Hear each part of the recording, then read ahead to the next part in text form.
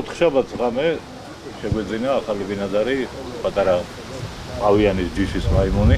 გორის მინი ზოოპარკს ახალი ბინადარი ჰყავს. გაიოსდა ლელა 3 წლიანი პაუზის შემდეგ კიდევ ერთი შვილი შეეძინათ. პატარა მამრი მაიმუნი ჯერ სულ რაღაც 2 დღისაა. მას ოჯახში 3 წლის და მაკა დახვდა, რომელიც მის მიმართ მზრუნველობას უკვე იჩენს. როგორც ზოოპარკის მეთვალყურე ნუგზარ დემურიშვილი გვიყვება, ახალშობილი სრულიად ჯანმრთელი დაიბადა და თავს კარგად გრძნობს. ხალხი მოდის, ათვალიერებს, უხარიათ როგორ ნამატია ზოოპარკში, ჯანმრთელად არის, ყველა არაძლია სისუფთავე აქვს.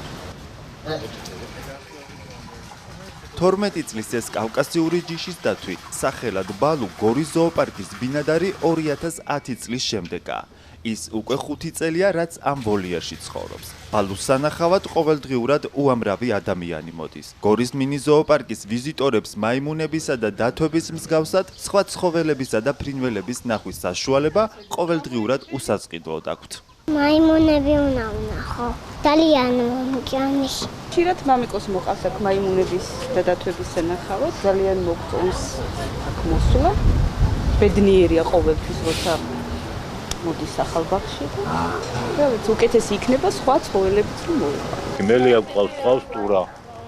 მაჩვზღარობა არის, ყურდღლები არის, კუები არის. მაჩვზღარობა გითხარით და იქით არის ფრინველების სხვადასხვა სახეობა. ფარშავანგი არის, ფარშავანგი გვყავს ხოხბები.